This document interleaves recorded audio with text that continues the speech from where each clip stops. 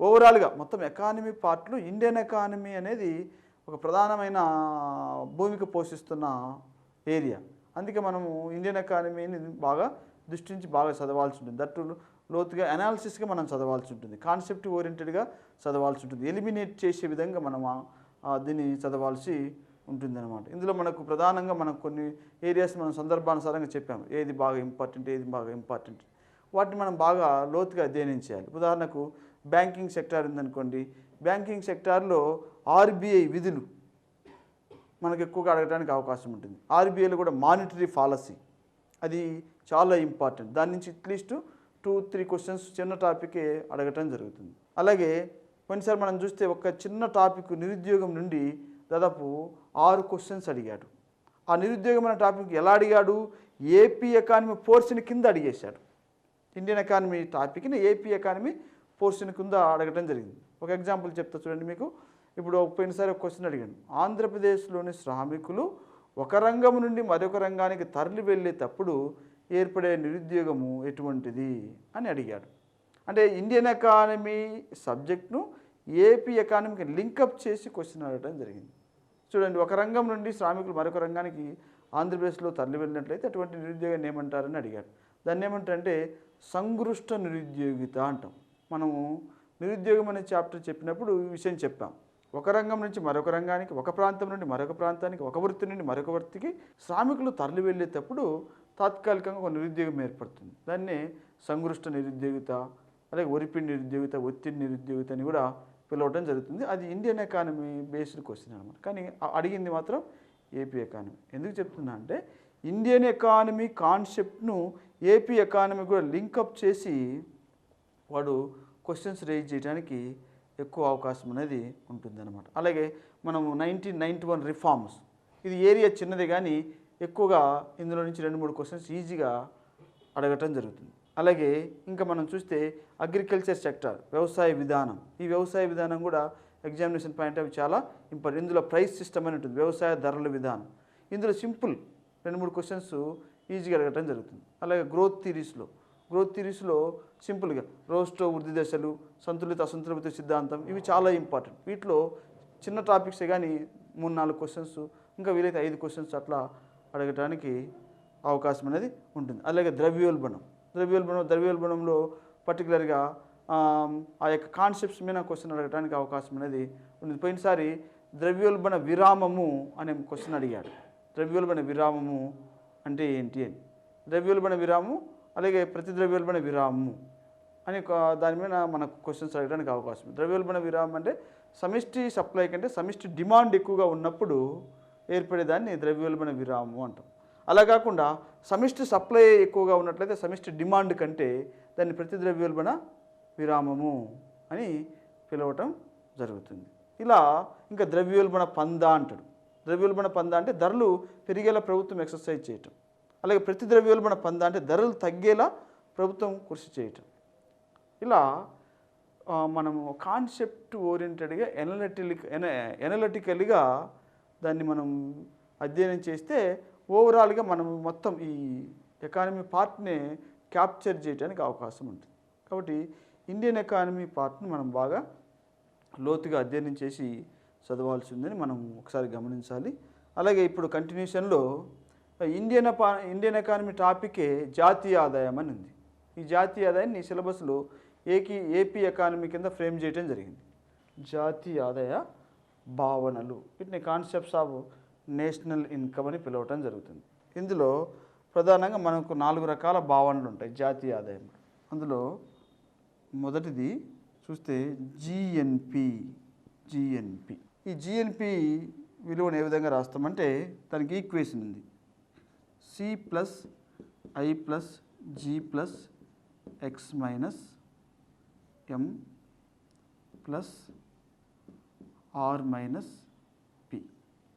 దీన్నే జిఎన్పిగా పిలవటం జరుగుతుంది. జిఎన్పి అంటే అర్థం ఏమిటంటే స్థూల జాతీయ ఉత్పత్తి, gross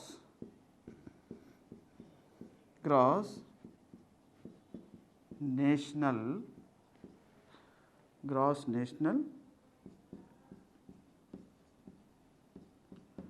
gross national product. Gross national product, దీన్ని స్థూల జాతీయ ఉత్పత్తి అంటారు. సో ఈ గ్రాస్ నేషనల్ ప్రోడక్ట్ను ఈ విధంగా మనం మెజర్ చేయడం జరుగుతుంది. ఈ మొత్తము ఇన్కమే గ్రాస్ నేషనల్ ప్రోడక్ట్ లేదా స్థూల జాతీయ ఉత్పత్తి అంటాం. సో ఒక దేశంలో జరిగే సి అంటే కన్జంప్షన్ అని. సి అంటే కన్జంప్షన్, అంటే కన్జంప్షన్ మనం సి అంటే కన్జంప్షన్ వినియోగం, ఒక దేశంలో జరిగే మొత్తం వినియోగ వ్యయం. ఐ అంటే ఇన్వెస్ట్మెంట్, దీన్ని మనం పెట్టుబడి అంటాం, ఒక దేశానికి చెందిన జరిగే మొత్తం పెట్టుబడి. జి అంటే గవర్నమెంట్ ఎక్స్పెండిచర్, ప్రభుత్వ వ్యయము. అలాగే ఎక్స్ అంటే ఎక్స్పోర్ట్స్, ఎగుమతులు అని, ఎగుమతులు. ఈ అంటే ఎం అంటే ఇంపోర్ట్స్ అని, దిగుమతులు, ఎం అంటే దిగుమతులు. ఆర్ అంటే రిసీట్స్ అని, రిసీట్స్ అంటే ఇతర దేశాల నుంచి వచ్చే ఆదాయం, ఇతర దేశాల నుండి వచ్చే ఆదాయం. పి అంటే పేమెంట్స్, అంటే ఇతర దేశాలకు చేసే చెల్లింపులు, ఇతర దేశాలకు చేసే చెల్లింపులు. వీటన్నిటి మొత్తమే జిఎన్పి. సో ఈ R-P అనేది ఇతర దేశాలకు చెందిన అంశం అన్నమాట. ఇతర దేశాల నుంచి ఒక దేశానికి వచ్చే ఆదాయము, ఇతర దేశాలకు చేసే చెల్లింపులు. దీన్ని పర్టికులర్గా ఈ విధంగా పేర్కొంటారు, NFIA అని కూడా పిలుస్తారు. R-Pని NFIA అని కూడా పిలుస్తారు. NFIA అంటే అర్థం ఏమిటంటే నెట్ ఫ్యాక్టర్ ఇన్కమ్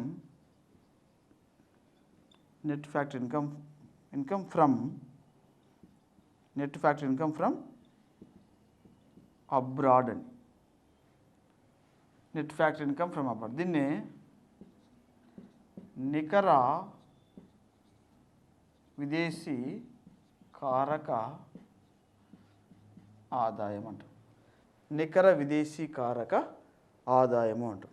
అంటే ఇతర దేశాలకు మనం ఎంత చెల్లింపు చేస్తున్నాం, ఇతర దేశాల నుంచి మనకెంత వస్తుంది, దాన్ని బ్యాలెన్స్ చేయగా వచ్చిన అమౌంట్ ఏదైతే ఉందో దాన్ని నికర విదేశీ కారక ఆదాయం, దాన్ని R-P అంటాం, దాన్ని NFIA అని కూడా పిలవటం జరుగుతుంది.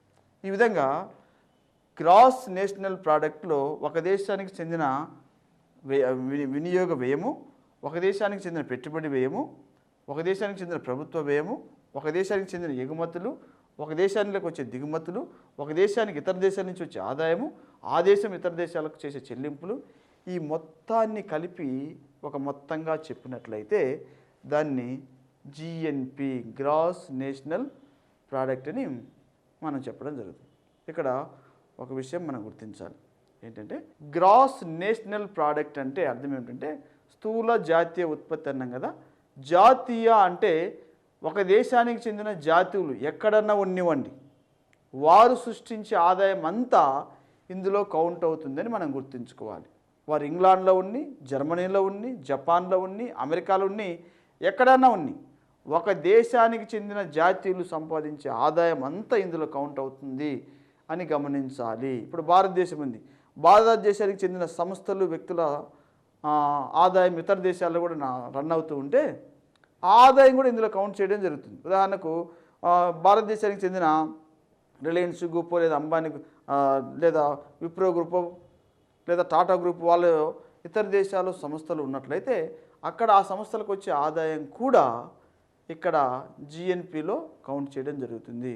అలాగే భారతదేశానికి చెందిన భారతదేశానికి చెందిన NRIలు ఇతర దేశాల్లో వర్క్ చేస్తూ ఉన్నారు, వారు సంపాదించే ఆదాయం అంతా కూడా ఇందులో కౌంట్ అవ్వటం జరుగుతుంది అని మనం గమనించాలి. దాన్నే మనము ఇతర దేశాల నుంచి వచ్చే రిసీట్స్ మనం ఇతర దేశాలకు చేసి చెల్లింపు, అలాగే మనం ఇతర దేశాలకు కూడా చెల్లింపులు చేయడం జరుగుతుంది. వాటన్నిటిని మనం పేమెంట్స్ అని చెప్తాం జరుగుతుంది. ఈ బ్యాలెన్స్నే NFIA నెట్ ఫ్యాక్టర్ ఇన్కమ్ ఫ్రమ్ అబ్రాడ్గా చెప్పడం జరుగుతుంది. ఈ విధంగా GNPని కౌంట్ చేయటం జరుగుతుంది. అలాగే ఈ భావనలలో, ఈ జాతీయ ఆదాయ భావనలో మరొక భావన జీడిపి. దీన్ని మనం ఏమంటామంటే గ్రాస్ డొమెస్టిక్ ప్రోడక్ట్ అంటాం. దీన్ని మనము స్థూల దేశీయ ఉత్పత్తి. స్థూల దేశీయ ఉత్పత్తి అంటే అర్థం ఏమిటంటే ఒక దేశ సరిహద్దు లోపల జరిగే వస్తు సేవల ఉత్పత్తి యొక్క అంతిమ విలువను జీడిపిగా పరిగణించడం జరుగుతుంది. ఒక దేశ సరిహద్దు లోపల అని గుర్తుంచుకోవాలి. డి అంటే డొమెస్టిక్, అంటే దేశీయంగా. ఒక దేశ సరిహద్దు లోపల జరిగే మొత్తం ఉత్పత్తి కార్యకలాపాలకు సంబంధించిన అంతిమ విలువను గ్రాస్ డొమెస్టిక్ ప్రోడక్ట్ అంటాం. ఇందులో మనం చూస్తే ఇందులో ఏ అంశాలు వస్తాయి? C+I+G+X-M వస్తుంది. X-M అంటే ఇంటర్నల్గా జరిగే ఎగుమతులు మరియు దిగుమతులు అని అర్థం. సో ఒక దేశంలో జరిగే మొత్తం వినియోగ వ్యయము, సి అంటే కన్జంప్షన్. అలాగే ఒక దేశ సరిహద్దు లోపల జరిగే మొత్తం పెట్టుబడి వ్యయము, ఒక దేశ సరిహద్దు లోపల జరిగే మొత్తం ప్రభుత్వ వ్యయము, అలాగే ఒక దేశానికి చెందిన ఇంటర్నల్ ఎక్స్పోర్ట్స్ అండ్ ఇంపోర్ట్స్, వీటన్నిటి యొక్క మొత్తం విలువనే మనము జాతీయ ఆదాయములో జీడిపిగా పరిగణించడం జరుగుతుంది. దీన్నే డొమెస్టిక్ ప్రోడక్ట్ అంటాం. ఒక దేశ సరిహద్దు లోపల జరిగే మొత్తం ఆదాయము. కాబట్టి ఈ జీడిపిని మనం ఏ విధంగా రాసుకోవచ్చు? ఒక దేశ సరిహద్దుల లోపల జరిగే మొత్తం ఉత్పత్తి కార్యకలాపాలకు సంబంధించిన ఏరియా అన్నమాట జీడిపి. అందువల్ల దీన్ని ఏ విధంగా రాసుకుంటే విదేశాలకు సంబంధించిన ఇన్కమ్ ఇందులో యాడ్ అవ్వటం జరగదు. కాబట్టి జీడిపి = GNP - NFI అని రాయొచ్చు కదా. ఇంతకుముందే మనం చెప్పాం. ఏం చెప్పాం? జిఎన్పిలో ఏం యాడ్ అవుతుంది? Net factor income from abroad అనేది యాడ్ అవుతుంది. కానీ జీడిపిలో ఏమో యాడ్ అవుతుంది? జీడిపిలో ఏమి మినహాయించబడుతుంది? ఇతర దేశాలకు సంబంధించిన ఆదాయము, ఇతర దేశాలకు చేసే చెల్లింపుల విలువ ఇందులో మినహాయించబడటం జరుగుతుంది అన్నమాట. అందువల్ల మనం ఇప్పుడు దీన్ని ఏ విధంగా రాస్తున్నామంటే గ్రాస్ డొమెస్టిక్ ప్రోడక్ట్ = GNP - GNPలో నుండి ఇది మినహాయించగా ఇది వస్తుందన్నమాట. ఎందుకంటే జీడిపిలో ఇతర దేశాలకు సంబంధించిన ఆదాయము ఉండదు కాబట్టి, ఇతర దేశాల నుంచి వచ్చే ఆదాయం ఉండదు, ఇతర దేశాలకు చేసే చెల్లింపులు కూడా ఉండవు. దాన్నే మనము ఆ ఆదాయ చెల్లింపులు పోంగా ఉన్న మొత్తం వాల్యూను నెట్ ఫ్యాక్టర్ ఇన్కమ్ ఫ్రమ్ అబ్రాడ్గా మనం పిలవటం జరుగుతుంది. ఆ విధంగా ఈ GDP = GNP - net factor income from abroad లేదా R-P రిసీట్స్ అండ్ పేమెంట్స్. ఇదేంటి? దేశీయ భూభాగ సరిహద్దు లోపల జరిగేది. అంటే దేశీయ భూభాగ సరిహద్దులో ఇతర దేశాల కంపెనీలు, ఇతర దేశస్తులు సంపాదిస్తున్న ఆదాయం కూడా కౌంట్ అవటం జరుగుతుందని మనం గుర్తించాలి. అయితే మన దేశానికి చెందిన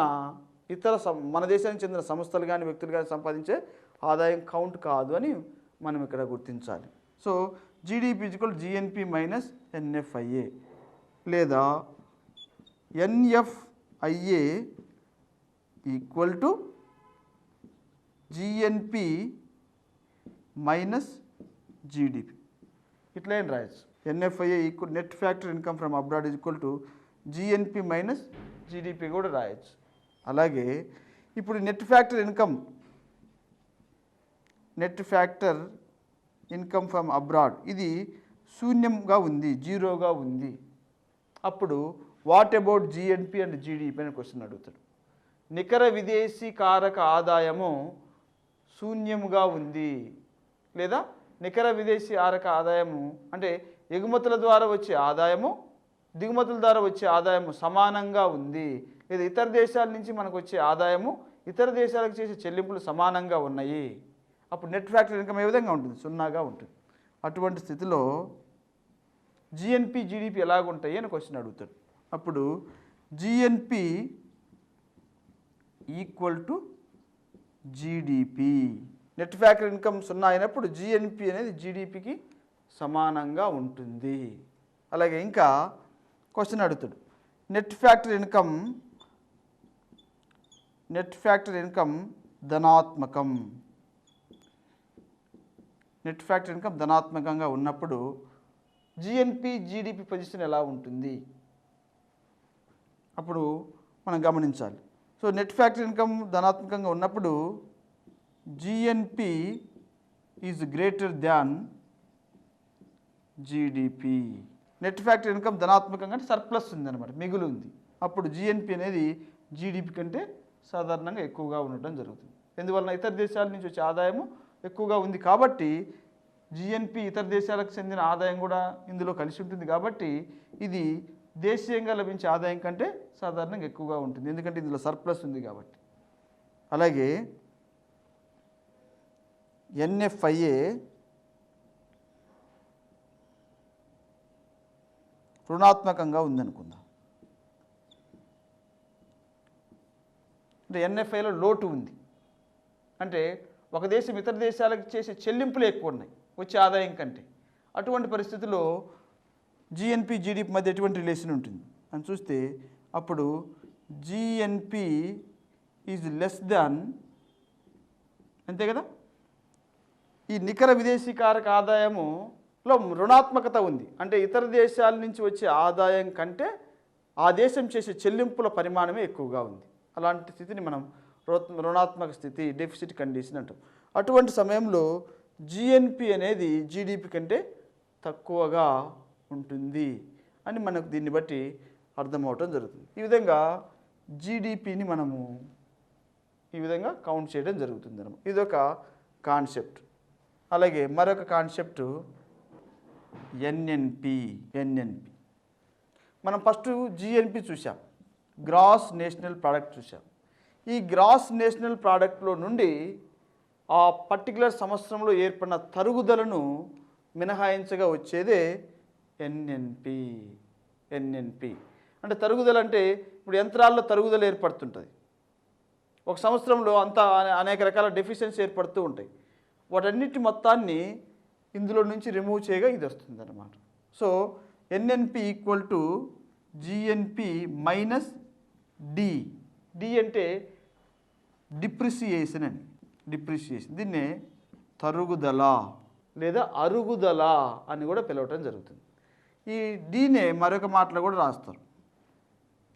డీనే మరొక విధంగా కూడా రాసుకోవచ్చు, GNP minus CFC, consumption of fixed capital అంటాం. కన్జంప్షన్ ఆఫ్ ఫిక్స్డ్ క్యాపిటల్, దీన్ని స్థిర మూలధన వినియోగం అంటారు.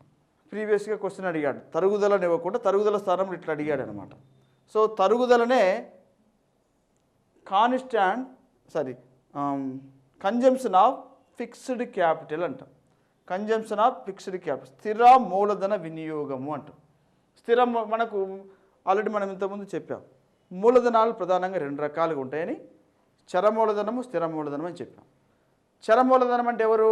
శ్రామికులు, ముడి పదార్థాలు, ఇటువంటి వాటిని మనం చరమూలధనం అంటాం. స్థిర మూలధనం అంటే ఉత్పత్తిలో దీర్ఘకాలికంగా కొనసాగించి ఉత్పత్తి చేయడానికి ఉపయోగపడే ఉత్పత్తి కారకాలను ఏమంటారంటే స్థిర మూలధనం అంటాం. ఉత్పత్తిలో దీర్ఘకాలికంగా ఉపయోగించి ఉత్పత్తిని సృష్టించడానికి స్థిరంగా ఉపయోగపడే కారకాలను ఏమంటామంటే మనం స్థిర మూలధనం అంటాం. ఉదాహరణకు భవనాలు, అలాగే యంత్రాలు, యంత్ర పరికరాలు, వీటిని మనం ఏమంటామంటే స్థిర మూలధనం అంటాం.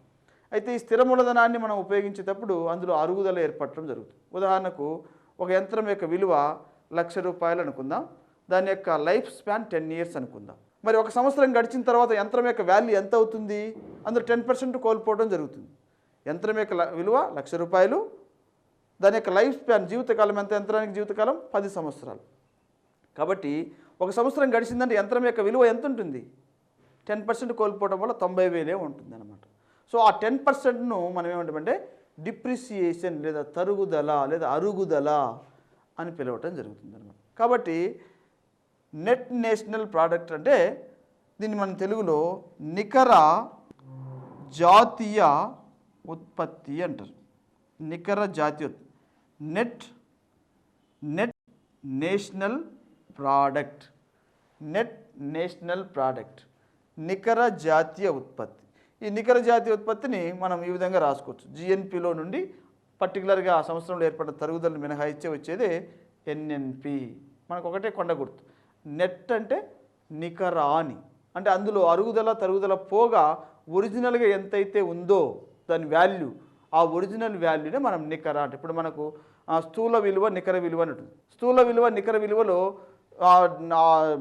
మినహాయించగా పోయిన అమౌంట్ అంతని తొలగించి ఒక పర్టికులర్ అమౌంట్ ఏదైతే ఉంటుందో దాన్ని మనం నికర అని పిలుస్తున్నాం. ఉదాహరణకు మనకు జీతాలు కూడా మనం గమనిస్తే స్థూల జీతము, గ్రాస్ శాలరీ, నెట్ శాలరీ అని ఉంటుంది. స్థూల జీతంలో ఒక వ్యక్తికి వచ్చే మొత్తం ఇన్కమ్ ఉంటుంది. దాంట్లో డిడక్షన్స్ పోతాయి, ఇన్కమ్ ట్యాక్స్, ప్రొఫెషన్ ట్యాక్స్, ఇవన్నీ రకరకాలు పోతాయి. ఆ పోగా వచ్చిన చేతిలోకి వచ్చే అమౌంట్ని ఏమంటామంటే మనము నికర ఆదాయము లేదా నికర జీతము అంటాం. అలాగే ఉత్పత్తిలో కూడా ఉత్పత్తికి సంబంధించిన అనేక అంశాలకు సంబంధించి తరుగుదలలు ఏర్పడుతుంటే వాటన్నిటిని మినహాయించగా వచ్చిన దాన్ని నికర అంటాం. నికర జాతీయ ఉత్పత్తి అంటాం. దీన్ని మనం ఈ విధంగా కూడా రాసుకోవచ్చు. ఎన్ఎన్పిని ఏ విధంగా రాసుకోవచ్చు? జిఎన్పి మైనస్ డి కాబట్టి C plus I plus G plus X minus M plus R minus P minus D or CFC, fix consumption of fixed capital, CFC or సిఎఫ్సిగా మనం ఈ విధంగా కూడా రాసుకోవచ్చు. ఇది ఒక కాన్సెప్ట్ అనమాట జాతీయ ఆదాయానికి సంబంధించి.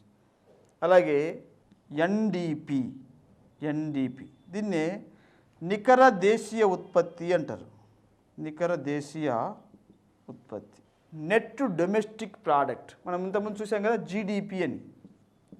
సో ఎన్ఎన్పి అంటే జిఎన్పిలో తరుగుదల పోగా వచ్చేది. ఎన్డిపి అంటే జీడిపిలో తరుగుదల పోగా వచ్చేది అని. So net domestic product. ఈ నెట్ డొమెస్టిక్ ప్రోడక్ట్ ఏ విధంగా రాసుకోవచ్చు? మనము సింపుల్గా GDP minus depreciation or fixed consumption of fixed capital అని కూడా రాసుకోవచ్చు. Consumption of fixed capital. లేదా ఈ విధంగా కూడా రాసుకోవచ్చు. ఏ విధంగా రాసుకోవచ్చు? C plus I plus G plus X minus M minus D అని రాసుకోవచ్చు కదా. ఇలా అయినా రాసుకోవచ్చు, ఈ విధంగా అయినా రాసుకోవచ్చు అన్నమాట. సో ఈ విధంగా ఎన్ఎన్పిని ఎన్డిపిని మనము ఈ విధంగా మెజర్ చేయొచ్చు అనమాట. సో ఇందులో కూడా తరుగుదల తీసివేయగా వచ్చే అమౌంటు, ఇందులో కూడా తరుగుదలకు తీసివేయగా వచ్చే అమౌంటు, దీన్ని మనము పర్టికులర్గా ఈ కాన్సెప్ట్స్ రూపంలో చూడవచ్చు అనమాట. ఈ విధంగా జీడిపి నుండి తరుగుదల మినహాయించక వచ్చేదే ఎన్డిపి, నెట్ డొమెస్టిక్ ప్రోడక్ట్. అలాగే జిఎన్పిలో నుండి తరుగుదల మినహాయించక వచ్చేదే నెట్ నేషనల్ ప్రోడక్ట్. ఈ విధంగా జాతీయ ఆదాయంలో ఈ 4 భావనల ఆధారంగా జాతీయ ఆదాయాన్ని గణించడం జరుగుతుంది. జిఎన్పి, జీడిపి, అందులో నుండి తరుగుదల తీసివేస్తే జిఎన్పిలో నుండి తరుగుదల తీసివేస్తే మళ్ళీ ఎన్ఎన్పి వస్తుంది. ఆ జీడిపిలో నుండి తరుగుదల తీసేస్తే ఎన్డిపి వస్తుంది. ఈ ఎన్డిపి మనం మళ్ళీ ఈ విధంగా కూడా రాసుకోవచ్చు. ఉదాహరణకు ఇప్పుడు ఎన్ఎన్పి ప్లస్ డిప్రిసియేషన్ ఏంటి అని అడుగుతుంది. NNP plus depreciation equal to GNP, అంతే కదా. ఎన్ఎన్పికి తరుగుదలను కలిపితే ఏమొస్తుంది? జిఎన్పి వస్తుంది. జిఎన్పిలో నుండి తరుగుదలను తీసేస్తే ఎన్ఎన్పి వస్తుంది. అలాగే దీన్ని ఏ విధంగా రాసుకోవచ్చు? సింపుల్. ఏ విధంగా రాసుకోవచ్చు? NDP plus depreciation equal to GDP. ఈ విధంగా కూడా రాసుకోవచ్చు కదా. NDP equal to NDP plus depreciation equal to GDP. ఈ విధంగా కూడా మనం రాసుకోవచ్చు. ఈ విధంగా జాతీయ ఆదాయ భావనలో ఈ 4 రకాల కాన్సెప్ట్స్ని మనము అధ్యయనం చేయడం జరుగుతుంది. జిఎన్పి, జిడిపి, ఎన్ఎన్పి, ఎన్డిపి ఆధారంగా జాతీయ ఆదాయాన్ని మెజర్ చేసి చూడటం జరుగుతుంది. అలాగే ఇప్పుడు మనము ఈ జాతీయ ఆదాయ భావనలను 4 రకాలుగా చెప్పాం కదా, జిఎన్పి, జిడిపి, ఎన్ఎన్పి, ఎన్డిపి. ఈ 4 రకాల భావనలు కూడా 2 రకాల ధరల ఆధారంగా కౌంట్ చేయడం జరుగుతుంది. అవేంటంటే, ఒకటి మార్కెట్ ధరలు, 2 కారక ధరలు, మార్కెట్ ధరలు, మార్కెట్ ప్రైసెస్ అంటారు. అలాగే వీటిని factor prices or factor cost అని కూడా అంటారు. ఎఫ్సి ఆర్ ఎఫ్ఈ అని కూడా అంటారు, ఫ్యాక్టర్ కాస్ట్. ఈ విధంగా ఇప్పుడు చెప్పిన ఈ యొక్క భావనను 2 రకాల ధరల ఆధారం కౌంట్ చేస్తాం. మార్కెట్ ధరలు, ఫ్యాక్టర్ ధరలు. అంటే అర్థం ఏమిటంటే, ఒక వస్తువు మార్కెట్లోకి వచ్చిన తర్వాత దాని యొక్క విలువ ఎంత అని చెప్పడాన్ని ఏమంటే మార్కెట్ ధరలు అంటారు. ఒక వస్తువు మార్కెట్లోకి రాలేదు, ఇంకా ఉత్పత్తి అయి రెడీగా ఉంది, దాన్ని ఏమంటే కారక ధరలు అని. ఉదాహరణకి ఈ పెన్ను ఉందమ్మా, ఈ పెన్ను ఉత్పత్తి చేయబడి దీని యొక్క ఉత్పత్తి వ్యయం 12 రూపాయలు అనుకుందాం. ఈ 12 రూపాయలు వ్యయం కలిగిన ఈ పెన్ను యొక్క ధరను మనం 12 రూపాయలని చెప్తున్నాం కదా, అలా చెప్పడాన్ని ఏమంటే కారక ధరలు అంటాం. అంటే ఇది ఉత్పత్తి అయి రెడీగా ఉంది అమ్మబడటానికి, ఇంకా అమ్మకానికి వెళ్ళలే, మార్కెట్లోకి వెళ్ళలే, కాబట్టి దీని యొక్క ధర 12 రూపాయలు అని చెప్పి ఈ యొక్క పెన్నే మార్కెట్లోకి వెళ్ళి మార్కెటింగ్ చేయబడాలంటే ఈ పెన్నును ఉత్పత్తి చేసిన ఉత్పత్తిదారుడు గవర్నమెంట్కు ట్యాక్స్ చెల్లించాలి, అమ్మకం పన్ను చెల్లించాలి, దాన్ని వ్యాట్ అంటాం, లేదా ఎక్సైజ్ ట్యాక్స్ అన్న చెల్లించాలి. ఏదైతే అది ఎక్సైజ్ ట్యాక్స్ అని అమ్మకం పన్ను, వీటిని వ్యాట్ రూపంలో ప్రభుత్వం వసూలు చేస్తుంది. ఈ విధంగా ఈ పెన్ను మార్కెట్లోకి వెళ్ళిన తర్వాత ఈ పెన్ను ఖరీదు 15 రూపాయలు అయిందనుకుందాం, దాన్ని ఏమంటే మార్కెట్ ధర అంటాం, మార్కెట్ ధర అని పిలవటం జరుగుతుంది అన్నమాట. కాబట్టి ఇక్కడ మనకు ఇప్పుడు ఈ చెప్పిన ఈ 4 కాన్సెప్ట్లలో జిఎన్పి మార్కెట్ ప్రైస్లో చెప్పేటప్పుడు ఆ మార్కెట్ ప్రైస్కు ఏమి యాడ్ అవుతాయి, ఏమి తీసివేయబడతాయి అని మనకు క్వశ్చన్ అడగటం జరుగుతుంది అన్నమాట. ఇక్కడ మనకు ఈ మార్కెట్ ధరలకు సంబంధించి, కారక ధరలకు సంబంధించి 2 అంశాలు ఉన్నాయి. ఒకటి పరోక్ష పన్నులు, రెండోది సబ్సిడీలు అని ఉంటాయి. ఉదాహరణకు ఈ పెన్ను చాలా ప్రజాప్రాముఖ్యం కలిగిన వస్తువు అనుకుందాం. అయితే హఠాత్తుగా దీని యొక్క వ్యయం పెరిగిపోయింది, 12 రూపాయల నుంచి 15 రూపాయలకు పెరిగింది. కానీ మార్కెట్లో దీన్ని కొనడానికి ఎంతకు సిద్ధపడరు ప్రజలు? 15 రూపాయలకే కొనడానికి సిద్ధపడుతున్నారు, అంతకంటే మించి కొనడానికి సిద్ధపడలేదు, ఎందుకంటే అట్లా కల్టివేట్ అయ్యారు. ఈ పెన్ను 15 రూపాయలకి కొనడానికి ప్రజలు సిద్ధంగా ఉన్నారు. కానీ అనుకోకుండా ఏమైందంటే ఈ పెన్ను యొక్క ఉత్పత్తి విలువ పెరిగింది, 15 రూపాయలు అయిపోయింది. ఇంకా లాభం రాదు కాబట్టి ఉత్పత్తిదారుడు ఉత్పత్తి చేస్తాడా? ఉత్పత్తి చేయడు. అటువంటి స్థితిలో గవర్నమెంట్ ఏం చేస్తుందంటే, బాబు ఈ పెన్ను చాలా ప్రజాప్రాముఖ్యం కలిగిన వస్తువు కాబట్టి నువ్వు ఈ పెన్నును ఉత్పత్తి చేయి, నీకు 15 రూపాయలు ఖర్చు అవుతుంది అంటున్నావు, 15 రూపాయలు ఖర్చు అవుతుంది అంటున్నావు, మేము నీకు కొంత సబ్సిడీ ఇస్తాం, ఇంకొక 3 రూపాయలు నీకు సబ్సిడీ ఇచ్చేస్తాము, ఆ 3 రూపాయలు సబ్సిడీ తీసుకొని నువ్వు పెన్నును ఉత్పత్తి చేయి అని చెప్తున్నాను. కాబట్టి 3 రూపాయలు సబ్సిడీ ఇచ్చినప్పుడు అతనికి ఒరిజినల్గా ఈ పెన్ను 15 రూపాయలు అవుతుంది, గవర్నమెంట్ నుంచి 3 రూపాయలు వస్తుంది. అప్పుడు ఒరిజినల్గా ఎంత పడినట్టు ఖర్చు? 12 రూపాయలే పడినట్టు, 12 రూపాయలే పడినట్టు. కానీ దీనికి మార్కెట్లో దీని వాల్యూ ఎంత ఉంది? 15 రూపాయలే ఉంది. కాబట్టి సో ఇక్కడ మనం గమనించేది ఏంటంటే, ఇక్కడ ఈ యొక్క పెన్ను మార్కెట్ ధరలో 15 రూపాయలే ఉంది, కానీ దీన్ని ఉత్పత్తి చేయడానికి ఎంత ఖర్చు అవుతుంది? 18 రూపాయలు ఖర్చు అవుతుంది అని గుర్తుంచుకోండి. ఎందుకు 15 రూపాయలు అయిపోయింది, 15 రూపాయలు అయిన ఈ యొక్క పెన్ను వాల్యూను ఉత్పత్తి చేయాలంటే ఉత్పత్తి దానికి బర్డన్గా ఉంది కాబట్టి గవర్నమెంటు కొంత సబ్సిడీ ఇస్తుంది. ఆ సబ్సిడీని మినహాయించగా వచ్చేదే ఫ్యాక్టర్ కాస్ట్ అనమాట. కాబట్టి ఉత్పత్తిదారునికి ఒరిజినల్గా ఈ పెన్ను ఎంతకు ఖర్చు చేయడానికి అవకాశం ఉంది? ఆ 3 రూపాయలు తీసుకోవడం వల్ల 12 రూపాయలకే ఖర్చు చేయడానికి అవకాశం ఏర్పడటం జరిగింది. అందువల్ల ఇక్కడ ఏం మినహాయించబడుతుంది? సబ్సిడీ అనేది మినహాయించబడుతుందని మనం గమనించాలి. మనం సింపుల్గా ఒక ఈక్వేషన్ వేస్తే మనకి ఈజీగా అర్థమవటం జరుగుతుంది. ఉదాహరణకు మార్కెట్ ధరలు జాతీయ ఆదాయం చూద్దాం. ముందు ఇప్పుడు మనం చెప్పాం కదా, జీడిపి క్వశ్చన్ ఏమడుగుతుంటే జీడిపి మార్కెట్ ధరలలో అంటాడు. జీడిపి మార్కెట్ ధరలలో అంటాడు. జీడిపి మార్కెట్ ధరలలో దాని యొక్క విలువ ఏ విధంగా ఉంటుంది అని చెప్తే మనం ఇంతకుముందు ఈక్వేషన్ లెక్క C plus I plus G plus X minus M. సరే, ఈ వాల్యూను మార్కెట్ ధరలలో మనం చెప్తే దీనికి ఏమి యాడ్ అవుతుందంటే ఐటీ, అది ఇన్ని ఇట్లా రాయాలి ఐటీ, అలాగే మైనస్ సబ్సిడీ. దీని ఈక్వేషన్ ఇదన్నమాట. మార్కెట్ ధరలలో స్థూల దేశీయ ఉత్పత్తిని మనం గణించేటప్పుడు ఈ విధంగా రాస్తాం. ఎందువలన ఇక్కడ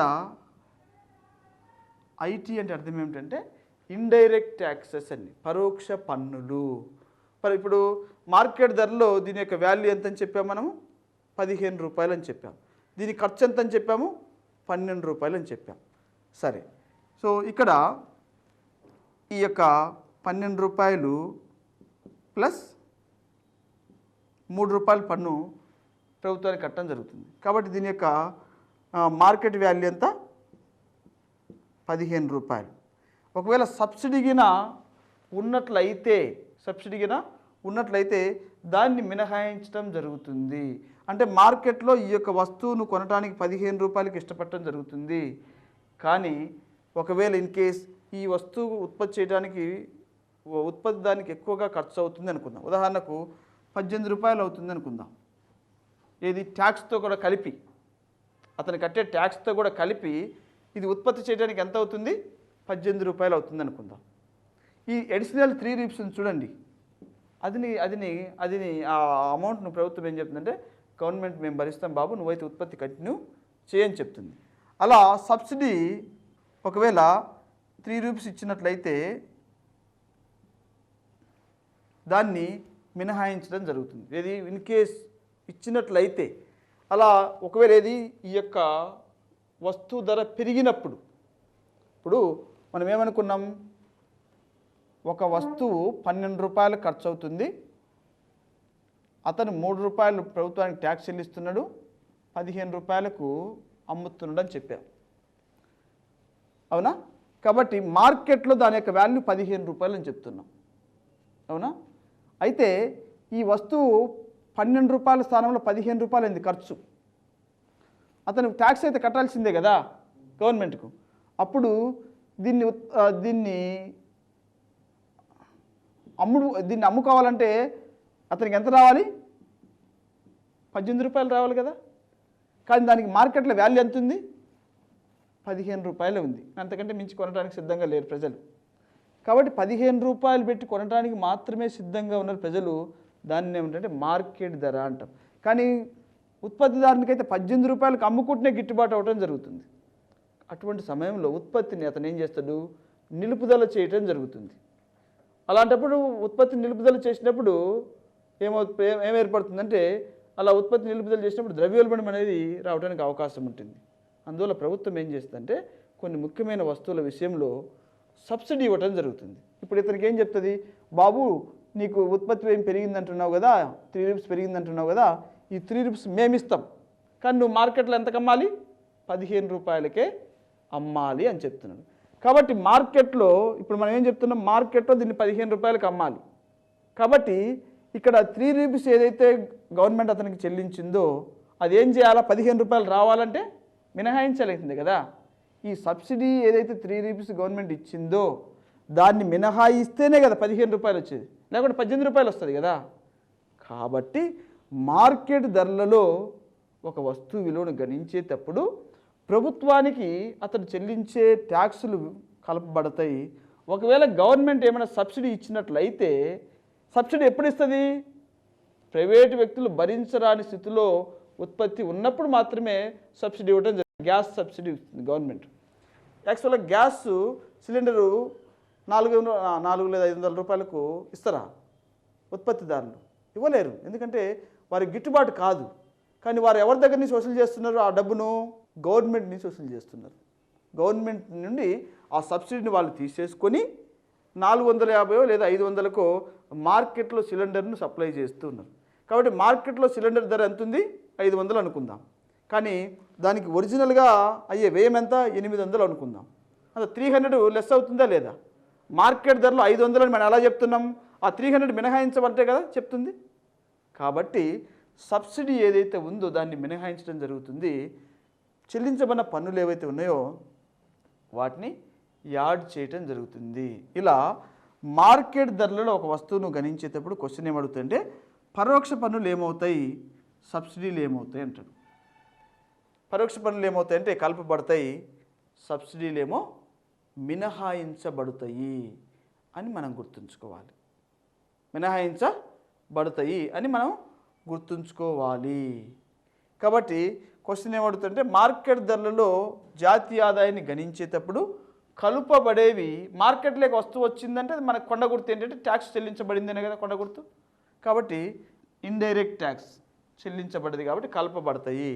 అలాగే ఇన్కేస్ సబ్సిడీలు ఏమైనా ఉన్నట్లయితే అవి మినహాయించబడతాయి. మనం ఎప్పుడు ఒకటే కొండ గుర్తు కలిగి ఉండాలి. ఏమిటంటే ఒకవేళ ఇండైరెక్ట్ ట్యాక్సెస్ ప్లస్ అయినాయి అంటే ఇది మైనస్ అవుతుంది, ఇది ప్లస్ అయిందంటే ఇది మైనస్ అవుతుందని కొండ గుర్తు కలిగి ఉండాలి. ఈ విధంగా జీడిపి మార్కెట్ ప్రైసెస్ను గణించేటప్పుడు మనం ఈ విధంగా పేర్కొనడం జరుగుతుంది. అలాగే GDP factor prices, GDP factor prices గురించి మనం చూద్దాం. జీడిపి ఫ్యాక్టర్ ప్రైస్ కనుక్కున్నప్పుడు same C plus I plus G plus X minus M. ఇక్కడ ఏంటి factor cost or factor price అంటే ఒక వస్తువు ఇంకా మార్కెట్లోకి రాలే కాబట్టి పన్నులు ఏముంటాయి, పన్నులు చెల్లించబడతాయా? చెల్లించబడవు కదా, ఎందుకంటే ఇంకా మార్కెట్లోకి వచ్చిన తర్వాత మాత్రం పన్ను చెల్లించబడుతుంది. కానీ ఇక్కడ ఏమైంది, ఇంకా మార్కెట్లోకి వస్తువు రాలే, అలా మార్కెట్లోకి రాకుండా వస్తువు ఓన్లీ తయారై సిద్ధంగా ఉంది, దాన్ని మనం ఫ్యాక్టర్ కాస్ట్ అంటాం. సో ఈ విధంగా మనం ఫ్యాక్టర్ కాస్ట్ చెప్పేటప్పుడు ఈ యొక్క ఇండైరెక్ట్ ట్యాక్స్ అనేది మినహాయించబడటం జరుగుతుంది. ఎందుకంటే ఇది చెల్లించబడలేదు కాబట్టి దాన్ని రిమూవ్ చేయటం జరుగుతుంది. అలాగే సబ్సిడీలు ఏమవుతాయి, కలపబడటం జరుగుతుంది. ఎందువల్ల కలపబడతాయి మనం చాలా జాగ్రత్తగా గమనించాలి. ఇప్పుడు ఏం చెప్పాను, ఒక వస్తువును ఉత్పత్తి చేయడానికి ఉత్పత్తిదారునికి బర్డెన్ అయిపోయింది. ఎందుకంటే ఉత్పత్తి వ్యయం పెరిగి ఆ ఉత్పత్తిని తను చేయలేను అని నిర్ణయించుకున్నాడు. అటువంటి సమయంలో గవర్నమెంట్ ఏం చేస్తుందంటే బాబు అది ప్రజాప్రాముఖ్యం కలిగిన వస్తువు కాబట్టి నువ్వు ఉత్పత్తి చేయి, ఆ బర్డెన్ ఏదైతే ఉందో అది మేము చెల్లిస్తాం అని చెప్తూ ఉన్నాడు. అంటే ఒక వస్తువు యొక్క ఉత్పత్తి కారక వ్యయం ఏమైంది, పెరిగింది. పెరిగిన వ్యయాన్ని ఎవరు భరిస్తున్నారు, గవర్నమెంట్ భరిస్తుంది. ఏ విధంగా భరిస్తుంది, సబ్సిడీ రూపంలో భరిస్తుంది. కాబట్టి సబ్సిడీని ఇక్కడ ఏం చేయాలా, ఒరిజినల్గా దాని వ్యయం ఎంత అయింది అని తెలుసుకోవాలంటే సబ్సిడీని కలపాలి కదా. ఇప్పుడే చెప్పాను మనం, సిలిండర్ ధర 800 అవుతుంది ఇది ఉత్పత్తి చేయడానికి, కానీ మార్కెట్లో దాన్ని 500కే ఇస్తున్నారు. కానీ ఒరిజినల్గా దానికి ఉత్పత్తి చేయడానికి ఎంత వ్యయం అవుతుందని చెప్పాము, 800 అవుతుందని చెప్పాము. సో 800ను మనం ఏమంటాము, కారక ధర అంటాం. ఎందుకంటే అది ఉత్పత్తి చేయడానికి 800 వ్యయం అవుతుంది కాబట్టి. కానీ మార్కెట్లో 800 పెట్టి కొనడానికి ప్రజలు సిద్ధంగా లేదు, ఎందుకంటే అంత పెట్టి కొనడానికి ప్రజల ఆదాయ స్థాయి సహకరించడం లేదు. కాబట్టి మార్కెట్లో 500 పెట్టే కొంటున్నారు. అవునా, 500 పెట్టే కొంటున్నారు కాబట్టి దాన్ని మార్కెట్ ధర అంటున్నాం. అవునా, మరి దాన్ని ఉత్పత్తి చేయడానికి ఎంత అవుతుందని చెప్పాం, 800 అవుతుందని చెప్పాం. మరి 800లో 500కి ఎంత యాడ్ అయింది, 300 యాడ్ అయింది.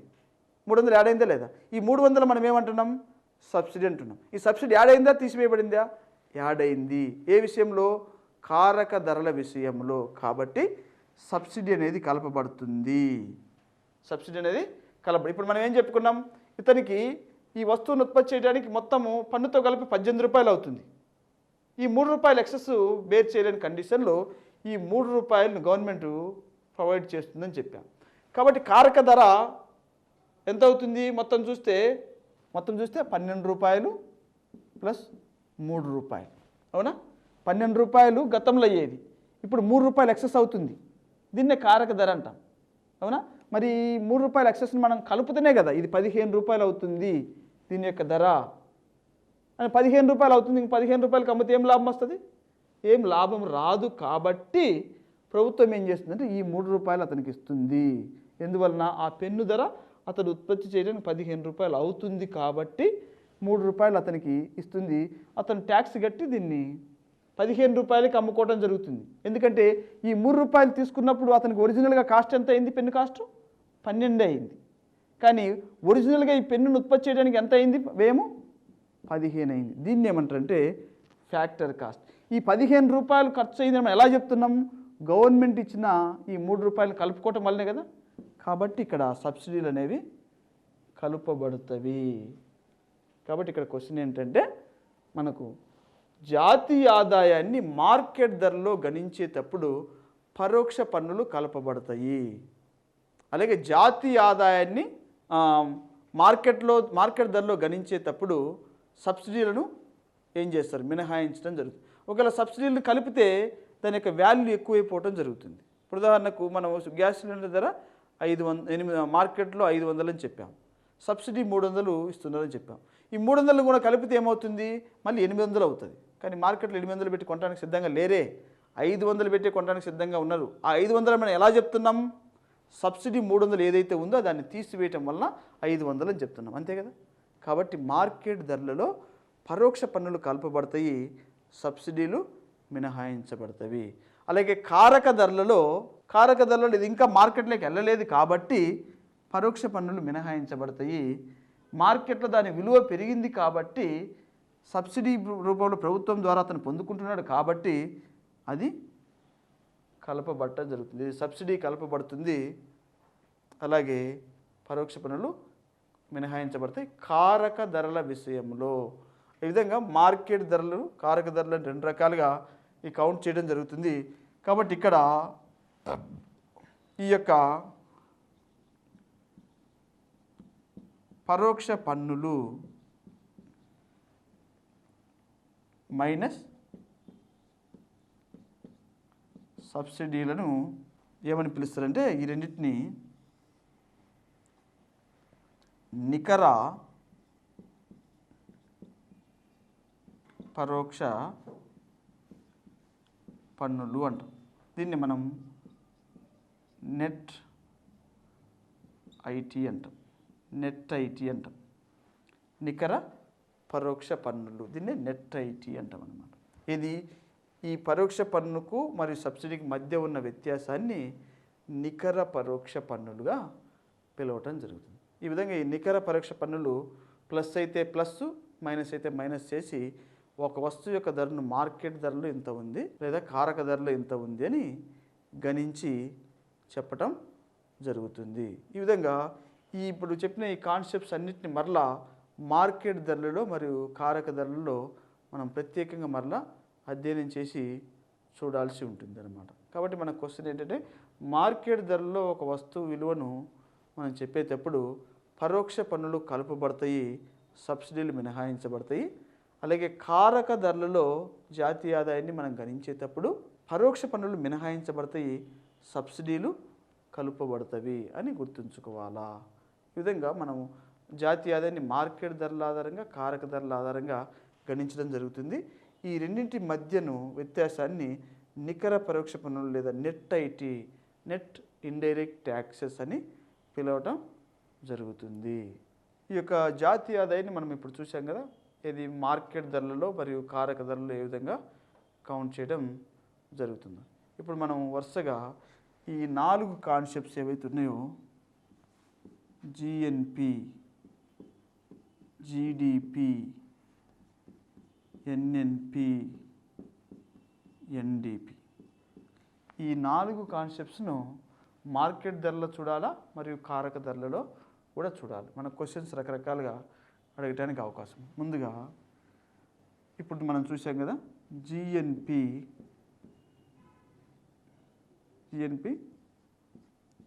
Market prices. GNP market prices మనం ఏ విధంగా చూసాం?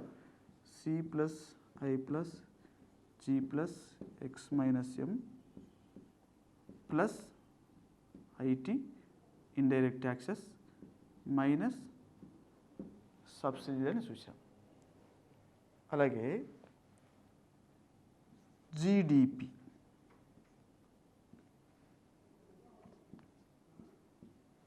జీడిపి మార్కెట్ ప్రైసెస్ను మనం ఈ విధంగా చూసాం. తర్వాత GNP market prices. GNP market ప్రైసెస్లో మనకి యాడ్ అయ్యేది ఏముంటుంది? Same GDP market prices plus NFIA plus indirect taxes minus subsidy, ఇలా రాయొచ్చు కదా. ఇప్పుడు మనం ఏంటి ఇక్కడ gross domestic product at market ప్రైసెస్కు ఈ ఈక్వేషన్ వేసాం. ఇక్కడ ఏంటి? Gross national product for market prices. మనం గతంలో చెప్పాం డి అంటే డొమెస్టిక్, ఎన్ అంటే నేషనల్ అని. ఇందులోనేమో ఇతర దేశాలకు చెందిన ఇతర దేశాల నుంచి వచ్చే ఆదాయం కలుస్తుంది, ఇందులోనేమో ఓన్లీ దేశీయంగా ఉన్న ఆదాయం మాత్రమే కలుస్తుంది అని చెప్పాం. కాబట్టి ఈ దేశీయంగా ఉన్న ఆదాయానికి ఇప్పుడు ఏం చేస్తున్నాం? ఇది నేషనల్ కాబట్టి ఎన్ఎఫ్ఐని యాడ్ చేస్తున్నాం. ఇది వరకు అర్థమైంది. తర్వాత మార్కెట్ ప్రైసెస్ కదా మనం కౌంట్ చేస్తుంది, మార్కెట్ ప్రైసెస్ కౌంట్ చేస్తున్నాం కాబట్టి ఇండైరెక్ట్ ట్యాక్సెస్ ఏమవుతాయి?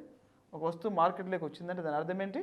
పరోక్ష పన్నులు చెల్లించబడి ఉంటాయి కదా, కాబట్టి పరోక్ష పన్నులను మనం యాడ్ చేస్తున్నాం.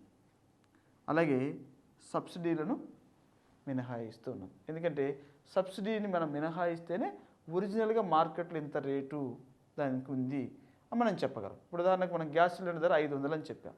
ఈ 500 ధరకు యాక్చువల్గా గవర్నమెంట్ 300 రూపాయలు సబ్సిడీ ఇస్తుంది అనుకుందాం. సో ఆ 300 మినహాయించగా దాని ధర మార్కెట్లో 500 అని చెప్తున్నాం. అందుకే సబ్సిడీలు మార్కెట్ ధరలు గణించేటప్పుడు మినహాయించడం జరుగుతుంది. అలా దీన్ని ఇంకే విధంగా రాసుకోవచ్చు? ఇంకా GDP market prices plus NFIA, దీన్ని ఈ విధంగా రాసుకోవచ్చు అన్నమాట. ఏ విధంగా రాసుకోవచ్చు దీన్ని? ఈ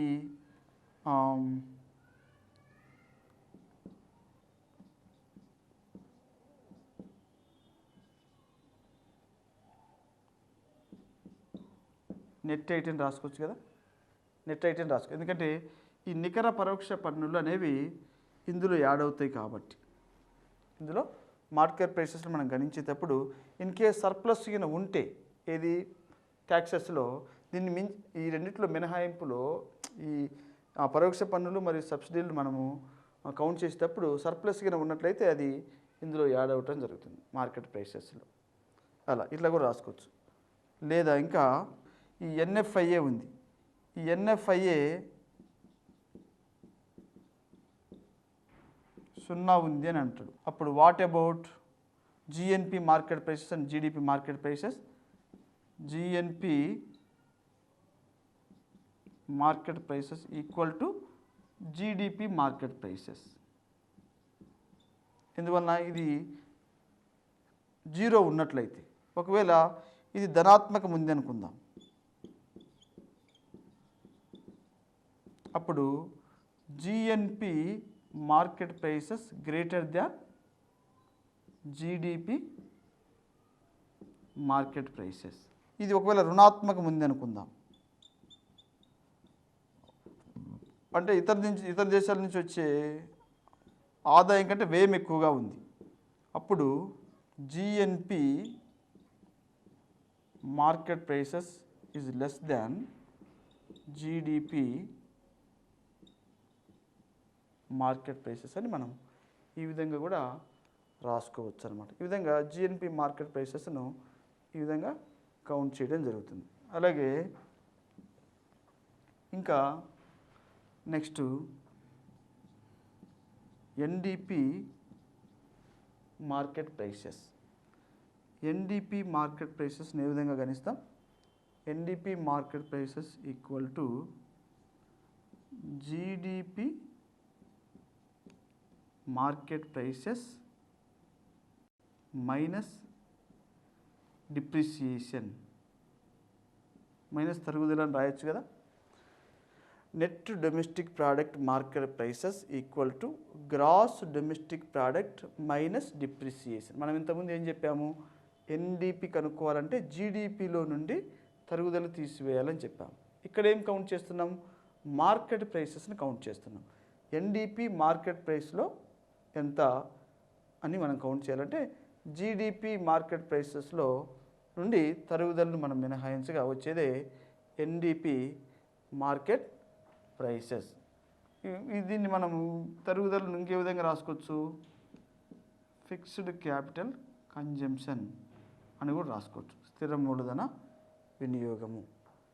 ఈ విధంగా మనము రాయొచ్చు. అలాగే GDP market prices equal to NDP market prices plus depreciation రాసుకోవచ్చు కదా. GDP market prices equal to gross domestic product market prices equal to net domestic product market prices plus depreciation, తరుగుదల. అంటే ఈ తరుగుదల కలిపి ఉన్న వాల్యూని మనం జీడిపి అంటాం. ఇక్కడేంటి, మనము నికర దేశీయ ఉత్పత్తి మార్కెట్ ధరలో కౌంట్ చేస్తున్నాం కాబట్టి ఇక్కడ తరుగుదల మినహాయించబడుతుంది. కానీ ఇక్కడేంటి, స్థూల దేశీయ ఉత్పత్తిని మార్కెట్ ధరలో కౌంట్ చేస్తున్నాం అంటే తరుగుదల కలిసి ఉంటుంది కదా. ఎందులో కలిసి ఉంటుంది, ఈ యొక్క NDP net domestic product market ప్రైసెస్లో తరుగుదల కలిసి ఉంటుంది. కాబట్టి మనం GDP market prices equal to NDP market prices డిగా రాసుకోవచ్చు అన్నమాట.